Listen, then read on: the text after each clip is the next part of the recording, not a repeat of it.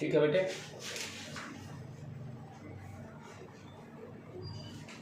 तो Gaussian surface means what you understand, 3 dimensional shape, cone, cylinder, sphere, cube. आगे fourth point, यदि कोई भी शेप किसी तरह का, शेप से तो लेना देना ही नहीं है, हमें तो चार्ज से मतलब है। यदि कोई शेप दिया हुआ है, यदि इस शेप के अंदर यदि कोई चार्ज नहीं है, यदि कोई चार्ज नहीं है, तो हम क्या बोलेंगे, नेट फ्लक्स 0।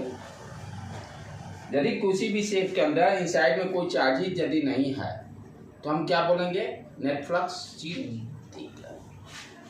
इस शेप के बाहर मान लीजिए कोई चार्ज है, फॉर एग्जाम्पल, क्या ये फ्लक्स देगा कि नहीं देगा, इसके बारे में सोचना है। यदि सरफेस से बाहर, गॉसियन सरफेस के बाहर यदि कोई चार्ज रहता है, क्या वो उस सरफेस पर, गॉसियन सरफेस पे फ्लक्स देगा कि नहीं देगा, इस चीज को अंडरस्टैंड करना है। जैसे मान लेते ये चार्ज है, चार्ज के कारण इलेक्ट्रिक फील्ड का ये डायरेक्शन,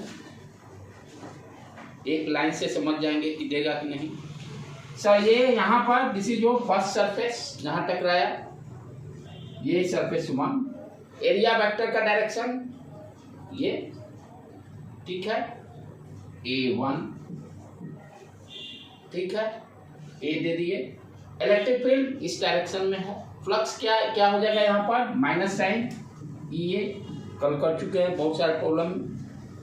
दूसरा सरफेस यहाँ से बाहर निकल रहा है, इलेक्ट्रिक फील्ड इस डायरेक्शन में, एरिया वेक्टर इस डायरेक्शन में, यहाँ फ्लक्स क्या देगा, ये लाइन EA, ये लाइन नेट फ्लक्स कितना देगा, देखें तो दोनों अपोजिट साइड है 0।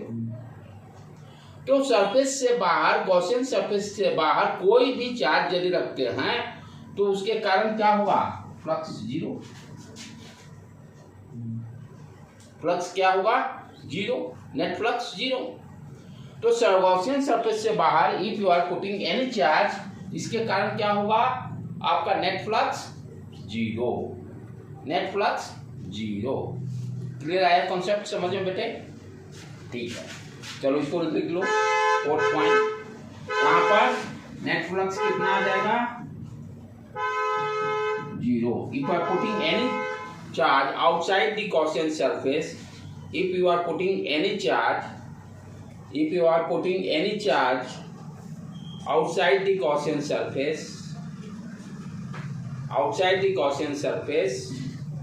net flux due to external charge, is 0, diagram बना के इसको दिखा दीजिए,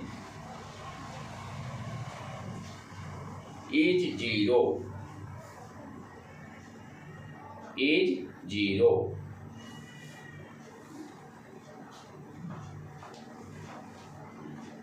ठीक है बेटे। Next point is very very important, fifth one.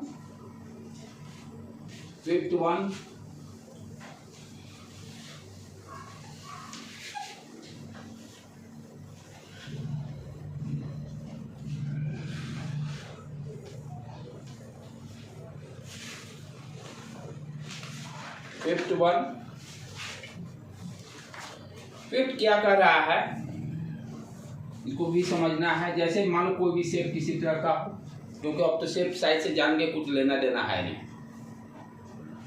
यदि इसके अंदर में मान लीजिए Q1 चार्ज है, Q2 चार्ज है और एक एक्सटर्नल Q3 चार्ज भी है, तो हम लोग क्या देखे, जो फ्लक्स कैलकुलेट किए, तो ये फ्लक्स यदि यहाँ पे आपको कैलकुलेट करना रहेगा, तो आप क्या लिखोगे, Q1 + Q2 डिवाइडेड बाई ε0, ये लिखोगे। फ्लक्स इनसाइड में जो चार्ज है उसके कारण होगा। अच्छा, तो ये तो हो गया इनसाइड चार्ज के कारण। और इसी को हम कल के लेक्चर में जो फ्लक्स को कैसे डिफाइन किए थे, E.dA, इस तरह से। यहाँ पे ये जो इलेक्ट्रिक फील्ड है, बच्चों लोग को कंफ्यूजन क्या होती है, फ्लक्स तो आप डिफाइन कर रहे हो जो गॉस लॉ के हिसाब से जो चार्ज इनसाइड है उसके कारण, और आप उसको इक्वेट कर दे रहे हो ई डॉट डी ए यानी इलेक्ट्रिक फील्ड। ये जो इलेक्ट्रिक फील्ड है क्या सिर्फ इस Q1 और Q2 चार्ज के कारण ही है कि Q3 के कारण भी है electric field? Left hand side में हम लोग सिर्फ कंसीडर कर रहे हैं इनसाइड चार्ज, इसको हटा नहीं लिए। तो राइट हैंड साइड में जो इलेक्ट्रिक फील्ड है, इलेक्ट्रिक फील्ड हम लोग जानते हैं सारे कोई भी चार्ज रहेगा इलेक्ट्रिक फील्ड प्रोड्यूस करेगा, ये चार्ज भी इलेक्ट्रिक फील्ड प्रोड्यूस करेगा, ये भी करेगा, ये भी करेगा। तो जो गॉस लॉ में फ्लक्स में जो इलेक्ट्रिक फील्ड जो पढ़े हैं वो क्या ये तीनों चार्ज के कारण होगा कि सिर्फ ये दो चार्ज के कारण होगा? समझ रहे हो बात कि जो मैं कहना चाह रहा हूं बेटे? फ्लक्स में हम लोग गॉस लॉ में सिर्फ क्या कंसीडर कर रहे हैं फ्लक्स निकालने में? इनसाइड डिस्चार्जेस, आउटसाइड वालों को भूल गए। क्यों भूले? यहां भी देखो तो लॉजिकली पिछला वाला कॉन्सेप्ट को यूज करना है तो एडॉप्ट कर सकते हैं। आउटसाइड चार्ज के कारण फ्लक्स जीरो देखे, आउटसाइड चार्ज के कारण क्या देखे पिछला स्टेप में? Flux zero. तो नेट फ्लक्स यदि हमें देखना रहेगा Q1 Q2 के कारण Q1 plus Q2 upon epsilon not, plus outside charge के कारण जीरो, आउटसाइड चार्ज के कारण जीरो, एंड तब ये मेरा टर्म अब वैलिड हो जाएगा। ये देखो अब ये जो electric field net electric field देगा, क्योंकि देखो यहाँ पर इसके कारण जीरो आया फ्लक्स, तो this electric field gives net electric field Q1 के कारण भी होगा, Q2 के कारण भी होगा, Q3 के कारण भी होगा। तो इलेक्ट्रिक फील्ड जो हम लोग निकालते हैं जो वो सारे चार्ज के कारण होता है, अंदर हो या बाहर हो। लेफ्ट हैंड साइड की क्वांटिटी भी जस्टिफाई हो गई गॉस लॉ के अकॉर्डिंग भी, भाई आउटसाइड वाला चार्ज फ्लक्स जीरो कर देता है, और जो हम लोग फ्लक्स कल पढ़े थे वो भी कॉन्सेप्ट वैलिड हो गया। तो ये ध्यान देना है कि ये जो इलेक्ट्रिक फील्ड है नेट इलेक्ट्रिक फील्ड ये ऑल चार्जेस के कारण है।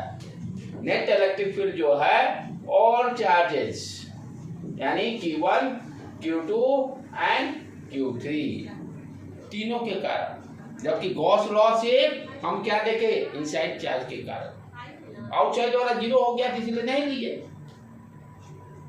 इसलिए फॉर्मूला में भी आपको सिर्फ इनसाइड चार्ज दिया हुआ, बाद में हम लोग समझे ना कि भाई आउटसाइड भी चार्ज देगा वो फ्लक्स जीरो देगा।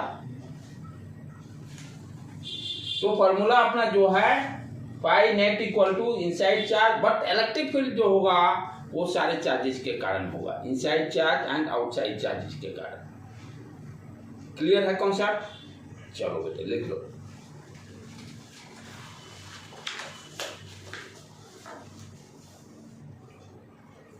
यहाँ पर ई नेट कर देना और ई नेट लिख देना, electric field due to all charges either inside और आउटसाइड।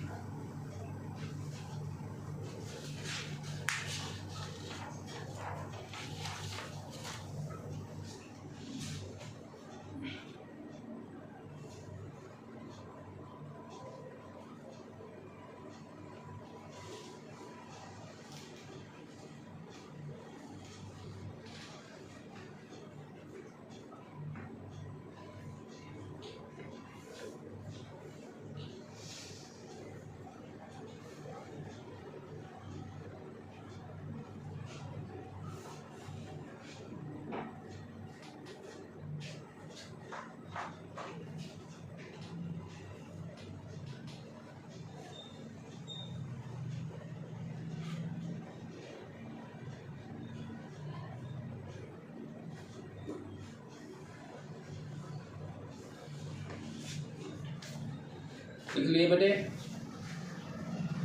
तो net electric field due to all charges, और गॉसेज लॉ में जो है हम लोग गॉस लॉ को यूज करते हैं तो सिर्फ इनसाइड चार्ज को कंसीडर करते हैं।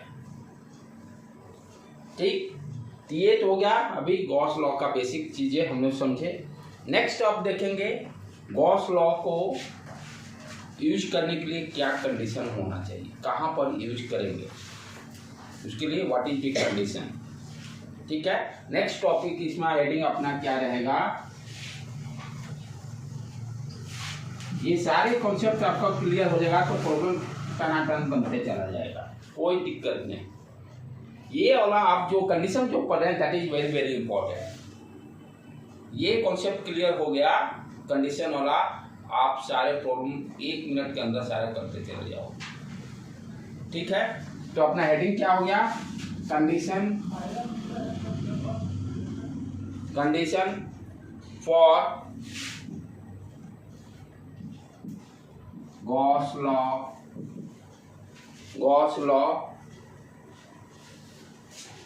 Law to use. जब यूज करने के लिए क्या क्या कंडीशन होना चाहिए,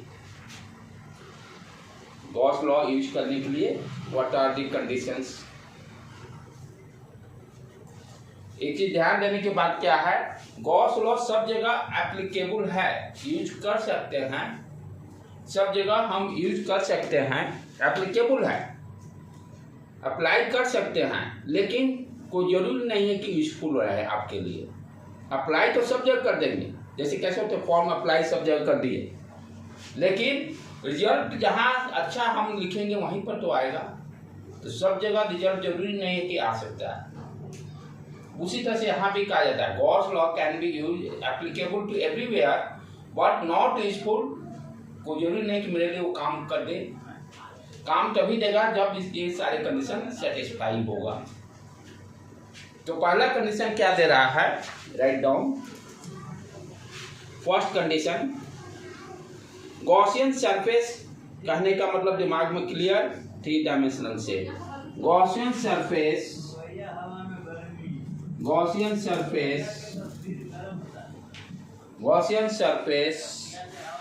should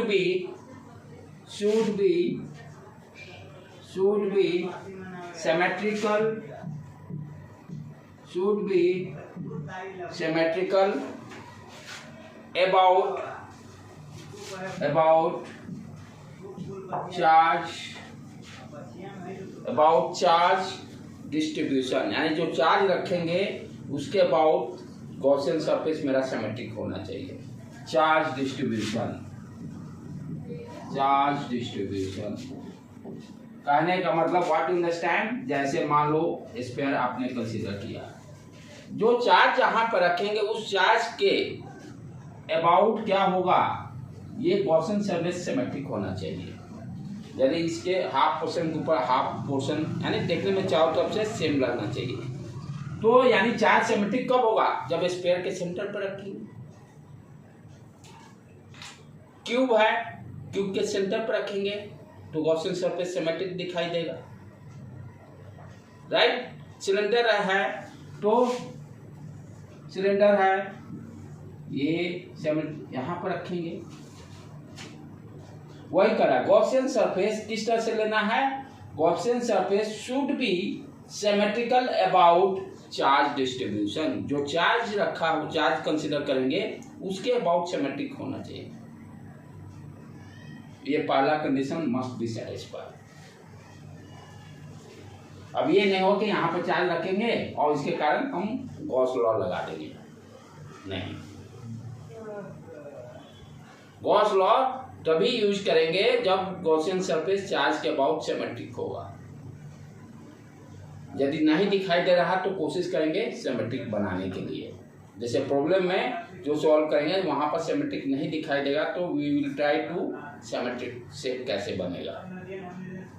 सिमेट्रिक होना बहुत जरूरी है, तो फर्स्ट पॉइंट ये सेटिस्फाई होना जरूरी है। लिख लिए बेटे, Gaussian surface should be symmetric about charge distribution. Second point,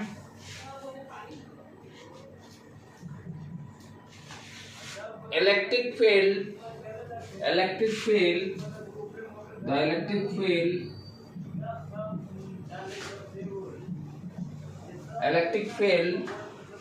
must be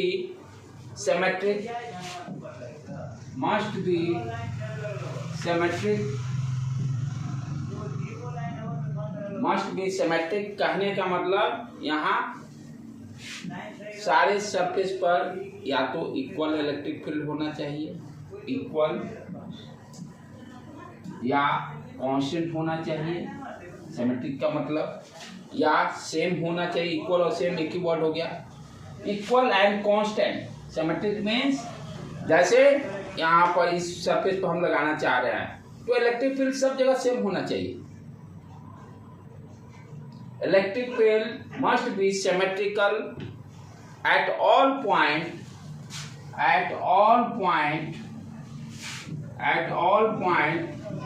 of Gaussian surface Gaussian surface में सब जगह इलेक्ट्रिक फील्ड सेम होना चाहिए। Gaussian surface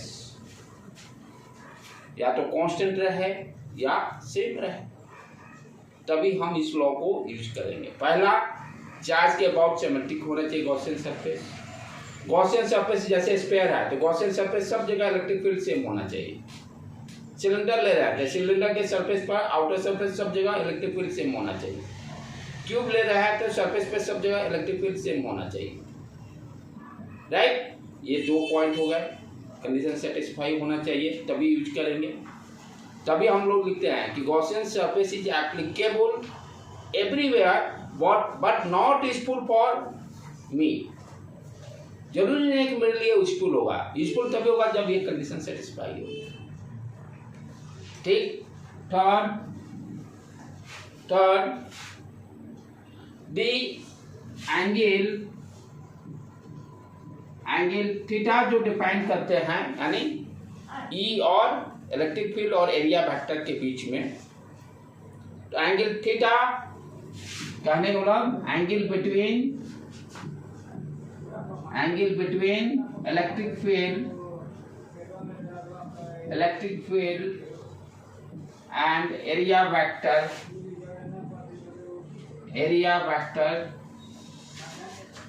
must be same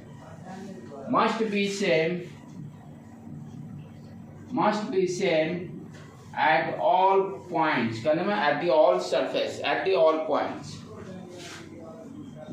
सारे पॉइंट पर थीटा का वैल्यू सेम होना चाहिए। इलेक्ट्रिक फील्ड और एरिया वेक्टर के बीच में जो एंगल बनेगा, अब जैसे यहाँ पर है, ये सारी जगह अल्फा सब जगह सेम होना चाहिए।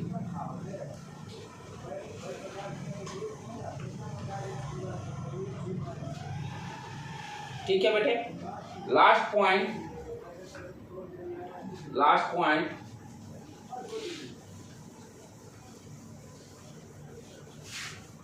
Fifth,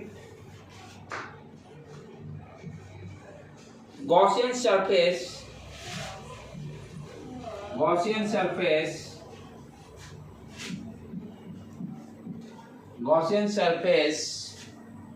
must not pass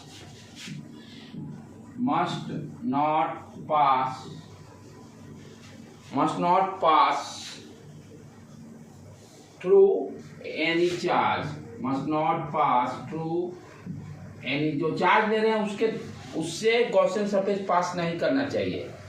Gaussian surface must not pass through any point charge. अब ये नहीं कि चार्ज यहाँ कंसीडर किया, इसी पर गॉसियन सरफेस हम लोग पास करा रहे हैं। चार्ज हमेशा गॉसियन सरफेस के अंदर ही होना चाहिए। तो पहला हम लोग पॉइंट क्या देखे, गॉसियन सरफेस जो होना चाहिए चार्ज के अबाउट सिमेट्रिक होना चाहिए। इलेक्ट्रिक फील्ड गॉसियन सरफेस पे सब जगह सेम होना चाहिए। Third point, angle between electric field और एरिया वेक्टर के बीच वो सेम होना चाहिए। गॉसियन सरफेस कभी भी चार्ज से पास नहीं करना चाहिए। ये सारे कंडीशन सेटिस्फाई करेंगे, फटाफट गॉसियन लॉ को यूज करके इलेक्ट्रिक फील्ड निकाल लेंगे। क्लियर हो गया इतना? 2-3 हल्का कर लेते हैं कि कॉन्सेप्ट को ये यूज में आ जाए। अब इसके प्रॉब्लम देखिए, 100% जितने प्रॉब्लम हम लोग करेंगे उसमें से एक नए का अटकना है एग्जाम में। एग्जाम हो, बोर्ड हो, चाहे कॉम्पिटिटिव एग्जाम में अटक ही जाएगा मोस्ट प्रॉब्लम। मैक्सिमम हम लोग सारे कवर अप कर लेंगे और कितने प्रॉब्लम आसानी से सॉल्व करेंगे। सिर्फ आपको अब दिमाग क्या लगाना है कि गॉसियन सरफेस कैसे कंसीडर करेंगे, बस। जैसे दिया हुआ है फर्स्ट प्रॉब्लम, एक सिलेंडर कंसिडर किए, ये बोर्ड एग्जाम के लिए भी इंपॉर्टेंट है। अभी के स्टार्टिंग के जितने प्रॉब्लम्स हैं that is important for board exam also. एक सिलेंडर दिया हुआ है जिसका लेंथ L/2 है और इस सिलेंडर के सरफेस पर मान लो Q चार्ज है। सिलेंडर दिया हुआ लेंथ L/2 है और इसके सरफेस पर यानी यहाँ पर चार्ज Q रखा हुआ है। हमें निकालना है इस सिलेंडर के कारण what is the net flux, what is the net flux. ठीक है बेटे, सिलेंडर दिया हुआ है, ये है, यहाँ पर चार्ज Q सरफेस पे रखा हुआ है, इसके कारण हमें नेट फ्लक्स निकालना है। ठीक है, अब यहाँ समस्या क्या है, चार्ज तो दे रहा है सरफेस पर, चार्ज हमें चाहिए इनसाइड, क्या करेंगे? तो इसको प्रॉब्लम को सॉल्व करने के लिए हम पहले कोशिश करेंगे कि शेप कुछ इस तरह से डिजाइन करें कि चार्ज के अबाउट वो शेप सिमेट्रिक हो जाए और इनसाइड भी आ जाए। मैंने क्या किया कि ये चार्ज Q रखा था, एक और इसी तरह का अपना टिफिन ऊपर रख दिया हॉलो, ये L/2 है, L/2 का हॉलो सिलेंडर इसके ऊपर रख दिया। अब क्या ये चार्ज इनसाइड पे आ जाएगा, यानी कहने मतलब डायग्राम ये हो गया आपका। इसका भी लेंथ L/2 ले ली। क्या है, अब ये चार्ज के अबाउट दोनों शेप सिमेट्रिक हो जाएंगे और चार्ज अंदर भी आ गया। और कोई भी शेप हो, हम क्या जानते हैं, कोई भी शेप हो फ्लक्स क्या हो जाएगा इस पूरे शेप के कारण, Q/ε0, बस यही जानते हैं, कोई दिक्कत? Okay done. तो यही सिलेंडर के कारण हमने क्या देखा कि फ्लक्स कितना आ गया, Q/ε0। ये चार्ज के कारण ये सारे बाहर ऐसे ऐसे बाहर निकल रहे हैं, फ्लक्स पॉजिटिव चार्ज है। तो प्रॉब्लम, लेकिन हमें तो हाफ ही सिलेंडर से इसी सीख के निकलना है, एक उसको ऊपर रख दिए ना और इससे सारे फ्लक्स बाहर निकल रहे हैं नीचे ऊपर। शेप सिमेट्रिक है तो फ्लक्स भी सिमेट्रिकली डिस्ट्रीब्यूट होगा। तो हाफ सिलेंडर के कारण क्या होगा, आधा फ्लक्स हो जाएगा। पूरे सिलेंडर के कारण मुझे मालूम है Q/ε0, पूरे सिलेंडर के कारण इसको रखने के बाद L लेंथ के कारण Q/ε0, लेंथ कुछ भी उससे तो हमें मतलब ही नहीं। तो इसके कारण हाफ सिलेंडर के कारण जो क्वेश्चन पूछ रहा है उसके कारण फ्लक्स क्या हो गया, नेट फ्लक्स हाफ, आधा ऊपर ले लिया, आधा ऊपर वाला सिलेंडर, आधा नीचे वाला। तो हम मेरा आंसर क्या हो गया, Q/2ε0। कोई और दिमाग नहीं लगाने हैं, बस एक बार प्रॉब्लम प्रैक्टिस में आ जाएगा तो आराम से आप फटाफट कर लोगे। ठीक है बेटे, चलो इसको लिख लो, पढ़ देना, क्योंकि ये 4-5 क्वेश्चन बोर्ड के लिए भी इंपॉर्टेंट है जो स्टार्टिंग वाला ऑब्जेक्टिव में दे देगा, ये तो ज्यादा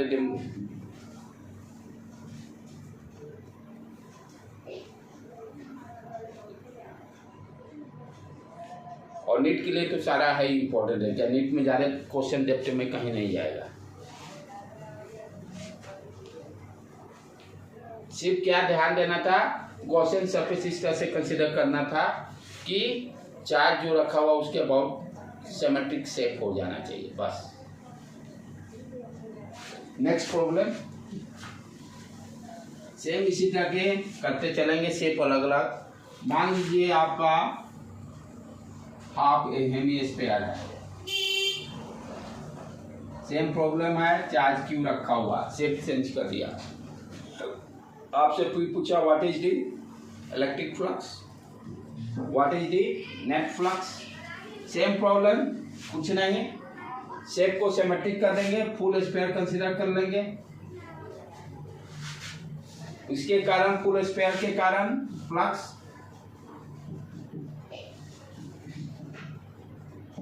Q/ε0, हाफ स्फीयर के कारण क्या हो जाएगा, Q/2ε0, हाफ स्फीयर के कारण Q/2ε0, Q/2ε0। ठीक है बेटे,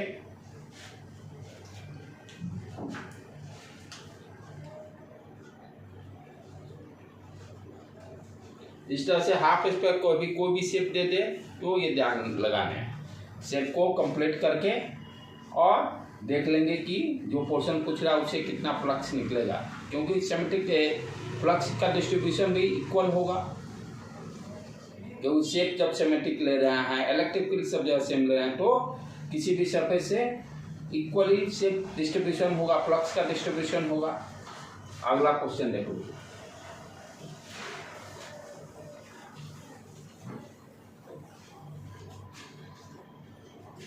कोई क्यूब दिया हुआ है,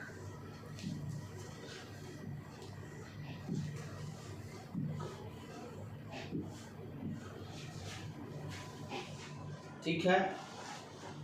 क्यूब के सेंटर पर चार्ज क्यू रखा हुआ है।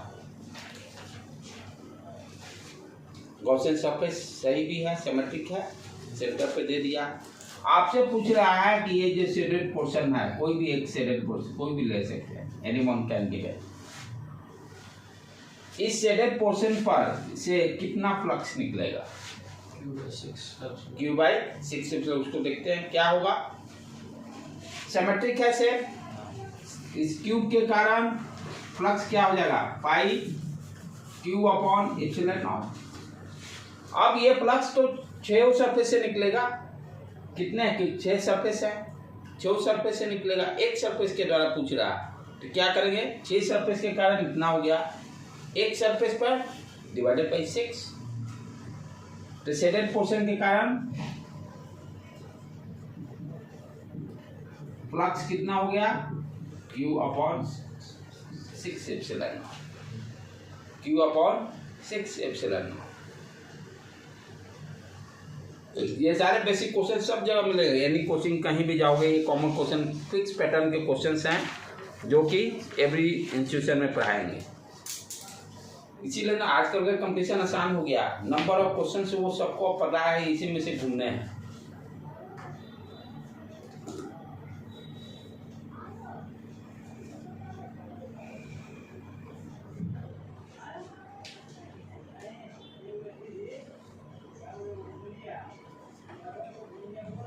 ठीक है बेटे, बता दो। अब थोड़ा सा इसी में थोड़ा सा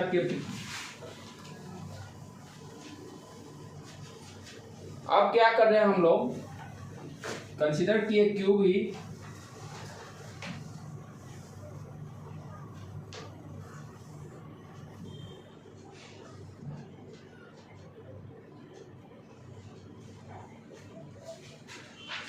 अब किसी एक कॉर्नर पे चार्ज रखा हुआ है। हमें इस क्यूब से कितना फ्लक्स निकलेगा, किसी भी वर्टेक्स पर, यानी यहाँ पर क्यूब रखा हुआ चार्ज क्यूब, इसके कारण फ्लक्स कितना होगा इस क्यूब पर। तो दिमाग तो अब लगाना होगा, सिर्फ सिमेट्रिक बनाना होगा। जैसे अभी सारे स्टार्टिंग 1-2 प्रॉब्लम किए हुए, नहीं, अब इसमें सिमेट्रिकल शेप बनाना होगा, उसको ध्यान देना है। थोड़ा बहुत जो सॉलिड स्ट्रक्चर पढ़े हैं, जो आपके सिलेबस से हट गया है, केमिस्ट्री का 12 का पहला जो चैप्टर है सॉलिड स्टेट, तो वहाँ पर क्रिस्टल स्ट्रक्चर्स में दिया हुआ है। तो यहाँ पर शेप किस तरह का वो पहले सोचना है। इसको सिमेट्रिक बनाने के लिए ध्यान से देखो क्या हो। इसको सिमेट्रिक बनाना होगा तो क्या करेंगे, पहले एक ऊपर चला जाएगा, ये देखते हैं कितने क्यूब होंगे पहले।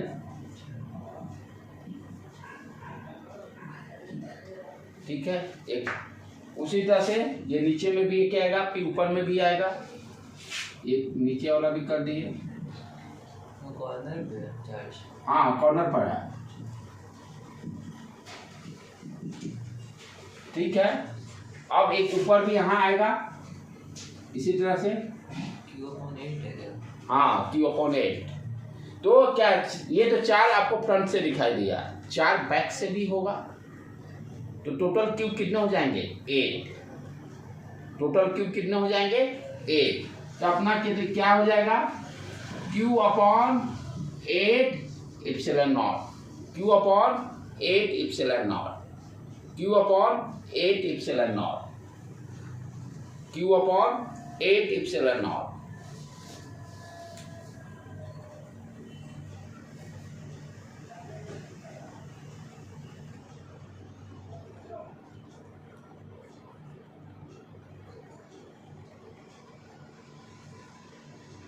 Q अपॉन 8 इप्सिलॉन नॉट, ठीक है।